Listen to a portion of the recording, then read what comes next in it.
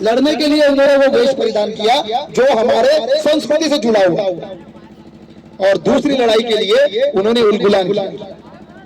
हम सुनते हैं, हम पढ़ते हैं, दादा हीरा सिंह मरकाम जैसे जो वक्ता है उन्होंने बार बार बोला है मावा नाटे मावा राज की कंसेप्ट होनी चाहिए, मावा नाटे मावा राज की बात होनी चाहिए। वो बात, वही बात आज से 150 साल पहले, 100 साल पहले, आज 149वीं जयंती है बिरसा मुंडा जी की, तो आज से लगभग 100-125 साल पहले बिरसा मुंडा ये बात बोल के गए, अबुआ दिशोम अबुआ राज। क्या बोला? ये लड़कियां बहुत एक्टिव है, बाकी लोग सब सो रहे हैं। नींद आ रही है सबको? आ रही है क्या? हाथ ऊपर करो जिसको नींद आ रही है। नहीं आ रही है ना सबको? चलो ठीक है, अच्छी बात है। ये बच्चियां एक्टिव है, मुझे बहुत पसंद आया कि ये बच्चियां रिप्लाई कर रही है। मैं भाषण नहीं दे रहा हूँ, मैं बात कर रहा हूँ। बात कर रहा हूँ तो बातचीत एक साइड से नहीं होनी चाहिए, बातचीत दोनों तरफ से होनी चाहिए। बराबर है ना? आप बात कर रहे हो, एक व्यक्ति सुन रहा है, बोल भी नहीं रहा है, हूं भी नहीं बोल रहा है। हाँ, आपको हूं तो बोलना चाहिए कम से कम, हाँ सुन रहे हैं करके, ठीक है।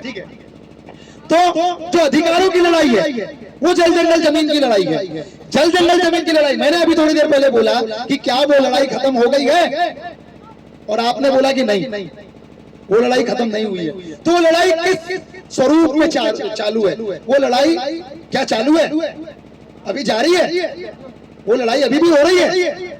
हाँ, लड़ाई हो रही है, लेकिन हो ये रहा है उस लड़ाई में हमारा कोई नेता नहीं है, उस लड़ाई में उस लड़ाई की कोई दिशा नहीं है, और संघर्ष चल रहा है। तो कैसा संघर्ष? ऐसा संघर्ष कि अगर मैं पेज की बात करूं, प्रॉपर यहां की बात करूं, तो जो पेज नेशनल पार्क है वो 2 जगह पे आता है। आधा आता है एमपी में और आधा आता है महाराष्ट्र में। बराबर। अब पेज नेशनल पार्क में क्या है भाई?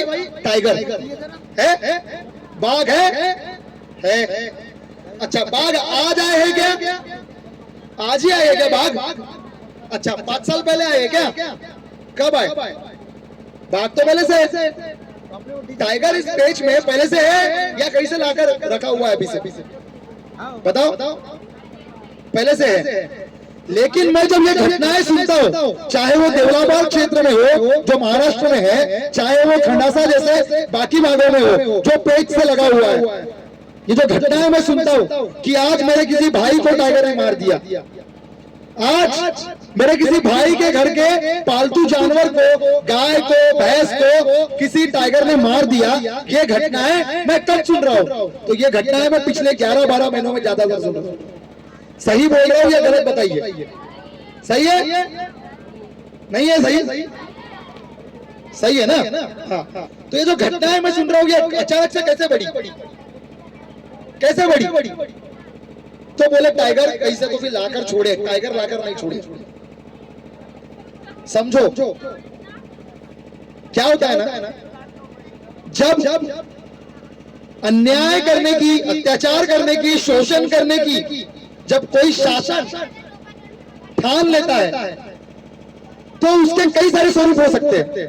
अब मैं ये नहीं बोल रहा हूं कि टाइगर को सरकार के लोग बोल रहे कि जा भाई हमला कर, मैं ये कभी कतई नहीं बोल रहा हूं।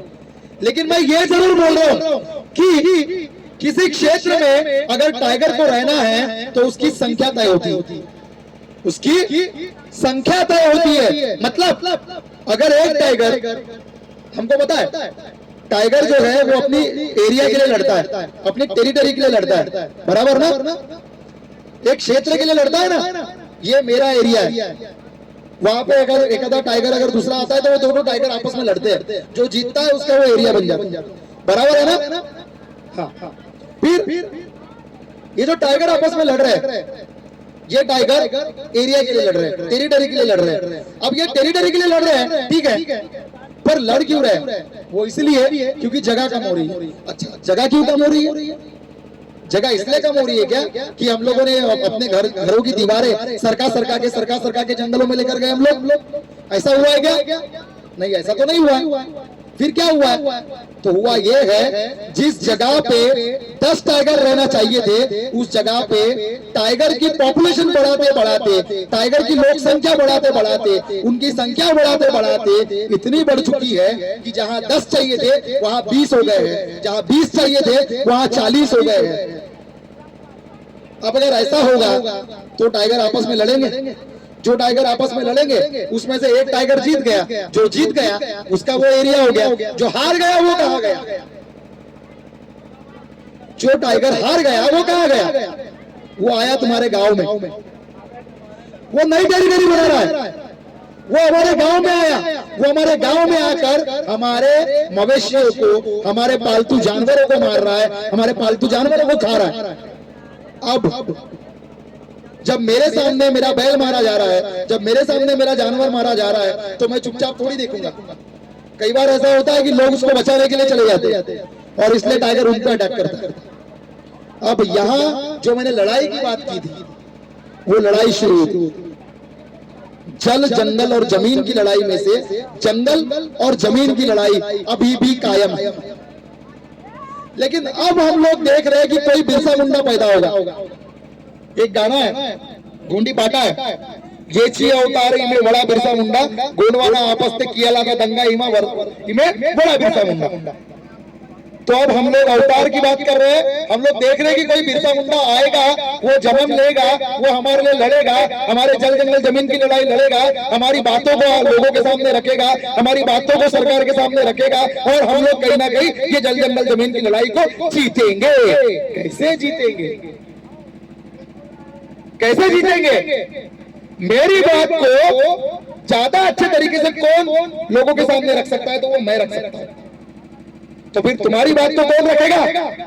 तुम्हारी बात को तुमको रखना पड़ेगा। और तुम्हारी बात को तुम कब रख पाओगे? जब तुम अपने अधिकारों को जानोगे। तुम्हारे अधिकार क्या है ये जानोगे। पर कैसे जानेंगे भाई अधिकार? क्योंकि अधिकार जानने के लिए जो चीजें जरूरी है वो हम करते ही नहीं है। क्योंकि आजकल कार्यक्रम जो होते हैं उन कार्यक्रमों का उद्देश्य एक ही होता है, डांस करेंगे, गोंडी डांस रखवाएंगे और तालियां बजाएंगे, सीटी बजाएंगे, घर चले जाएंगे। बाकी अधिकारों की जानकारी के बारे में, संस्कृति की बातों के बारे में कुछ भी नहीं रखा, कुछ भी नहीं बोलता कोई। हम लोग देखते हैं हमारे लोग सतरंगी झंडा लगाते हैं। उस सतरंगी झंडे का मतलब कितने लोगों को पता है? मुझे आज तक समझ में नहीं आया। पता है? अच्छा, पता नहीं है तो उसको पता करने की कोशिश कितने लोगों ने की? किसी ने नहीं। हम लोग हमारी गाड़ियों पे, हमारे घरों पे और जहां जहां लगता है वहां पे 750 लिखवाते हैं, सल्ला गांगड़ा का चित्र चिपकाते हैं। लेकिन कितने लोगों को उसका अर्थ पता है? उसका अर्थ जानने की कितने लोगों ने कोशिश की? किसी ने नहीं। पर करने की जरूरत है कि नहीं है? मुझे एक बात बताओ, तुम्हारी आने वाली पीढ़ी है जो यहाँ आगे बैठी है, जो मुझे जवाब दे रही है। जब मैं सवाल पूछ रहा हूँ तो वो जवाब दे रही है। उनके अंदर कौतूहल है, उनके अंदर कुछ जानने की जिज्ञासा है, इसलिए वो लोग जवाब देने की कोशिश कर रहे हैं। वो लोग जब सवाल तुमसे पूछेंगे, ये पूछेंगे कि फड़ा पेन का मतलब क्या होता है, ये पूछेंगे कि बरसा पेन क्या है, ये पूछेंगे कि भीमाल पेन क्या है, ये पूछेंगे कि सिकलादाई क्या है, ये पूछेंगे कि मुटवाल पेन क्या है, तो तुम क्या जवाब दोगे? तुम्हारे पास जवाब होना चाहिए, पर क्या है? अगर नहीं है तो जवाब ढूंढना पड़ेगा। और वो जवाब तुमको कौन देगा? तो वो देगा जो यहाँ आकर बात करता है, जो तुम्हारे पेंट हरों में गंदा करता है, वो तुमको जवाब देगा। पर जवाब खुद होके थोड़ी देगा। तुमको दाल चाहिए तो तुमको मांगना पड़ेगा, मुझे दाल चाहिए। मैं सब्जी बांट रहा हूं और तुमको सब्जी चाहिए ही नहीं, तो क्या फायदा? बराबर ना? तो तुमको किस चीज की जानकारी चाहिए ये तुमको बताना पड़ेगा। और तुम बताओगे, तुम पूछोगे, तब तो तुमको जानकारी मिलेगी। लेकिन सवाल पूछना कितने लोगों को आता है? इसलिए आप लोगों को, या आप लोगों से ज्यादा मुझे ऐसा लगता है कि बच्चों को मुझे ये बताना पड़ेगा कि बच्चों सवाल पूछना सीखो। क्या सीखोगे? सवाल पूछना सीखना है। हमारे बड़ों से सवाल पूछना है कि 750 का मतलब क्या होता है मम्मी? 750 का मतलब क्या होता है पापा? ये सतरंगी झंडा है, ये सतरंगी झंडे में एक साइड में 7 रंग है, दूसरे साइड में सफेद रंग है, ऐसे टोटल कुल मिला के 8 रंग है, फिर भी उसको सतरंगी झंडा क्यों बोलते हैं? ये सवाल पूछना पड़ेगा।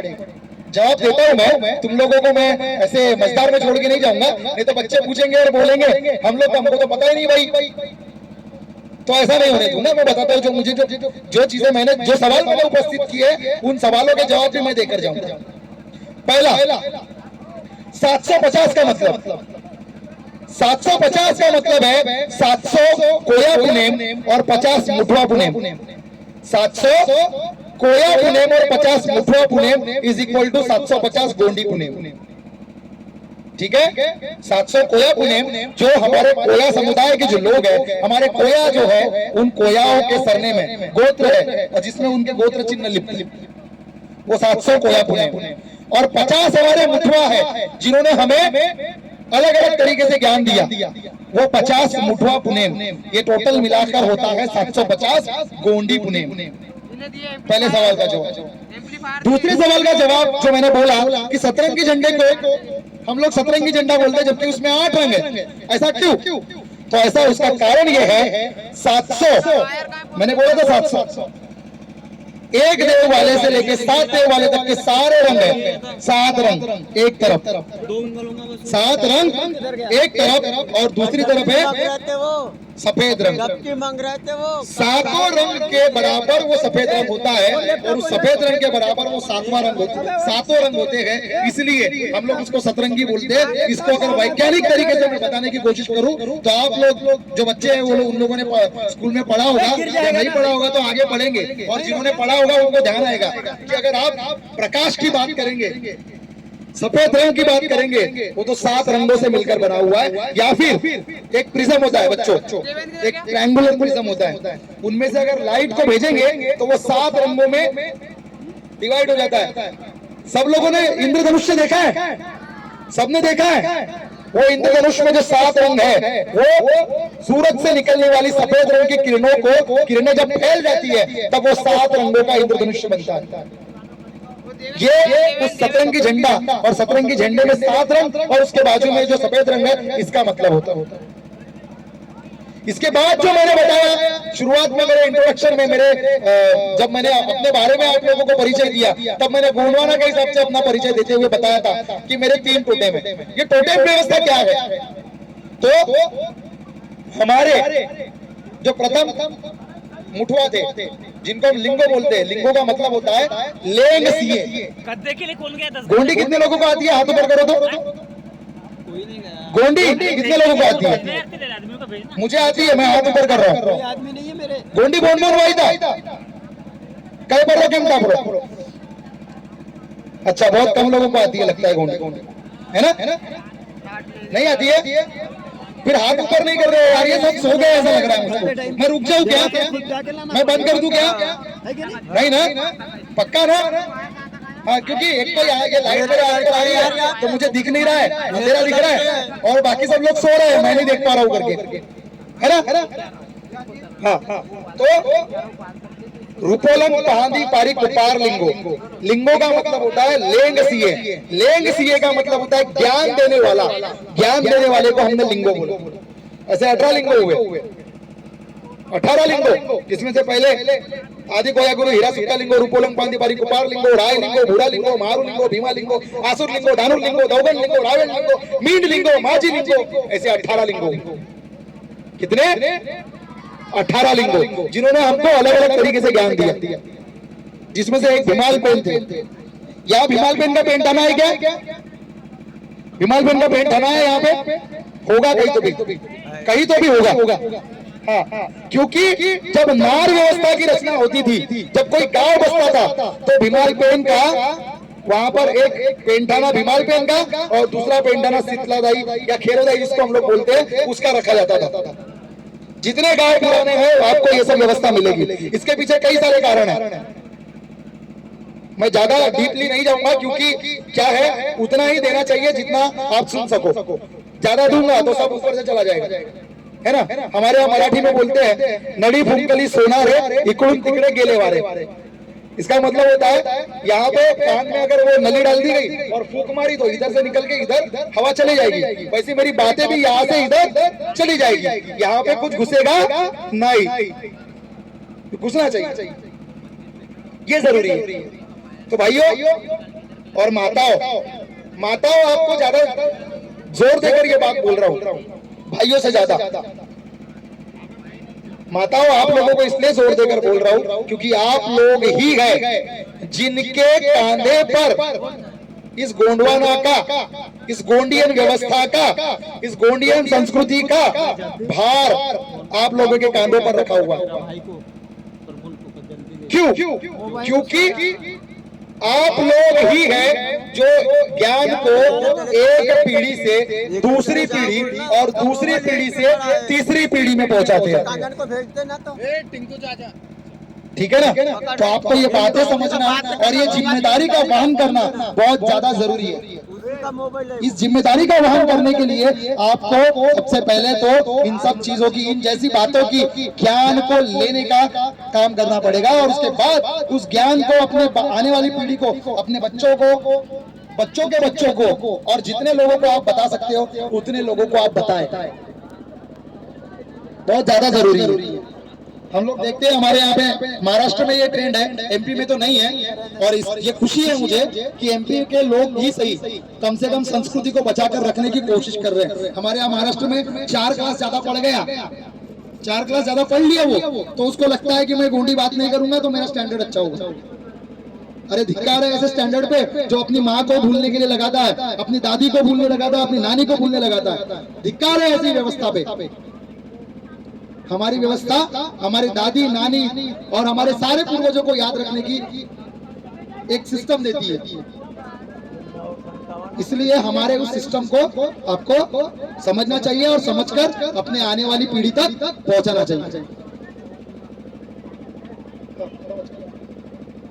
ठीक है, मैं वैसे भी रुकना चाह रहा था क्योंकि आप लोगों से रिस्पांस अच्छा नहीं मिल रहा है भाई। ठीक है, रुक जाओ ना। हाँ बोलो, हाँ चलो ठीक है। मैं मेरी बातों को यहीं पे विराम देना चाहता हूँ, लेकिन इसके पहले 2 चीजें बताना चाहूंगा।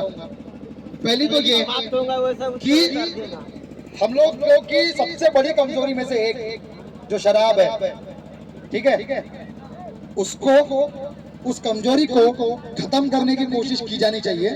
क्योंकि अगर हम कहीं पिछड़ रहे होंगे तो सिर्फ और सिर्फ उसके वजह से, ठीक है ना। और दूसरी चीज, हम लोग पिछड़ रहे हैं एक और जगह पे, और वो जगह है शिक्षा। मैंने आपके क्षेत्र में, शिक्षा के क्षेत्र में काम किया है। पेच एमपी और पेच महाराष्ट्र और ताड़ोबा, ऐसे 3 जगहों पे मैं प्रोग्राम ऑफिसर के तौर पे काम कर चुका हूँ और डायरेक्टली शिक्षा व्यवस्था पे काम कर चुका हूँ। और शिक्षा व्यवस्था में मैंने देखा है कि सरकारी स्कूलों में पढ़ाई का जो लेवल है वो बहुत ज्यादा नीचे आ चुका, और इसलिए आप लोगों को इस शिक्षा के क्षेत्र में आगे बढ़ने के लिए अपने बच्चों की पढ़ाई पर ध्यान देने की जरूरत पड़ रही है, पड़ेगी और अपने देनी चाहिए। नहीं तो आने वाली जो पीढ़ी है वो कहीं ना कहीं खत्म हो जाए। ठीक है, आखिर में मैंने जो एक कविता लिखी है वो कविता सुनाता हूँ और अपनी बात को यहीं पे समाप्त करता हूँ।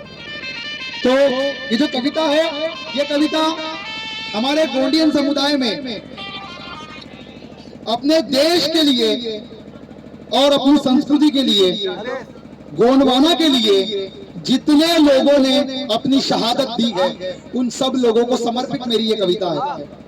और कविता है, उस दिन जो किया था तुमने दोहरा न पाया आज तक कोई।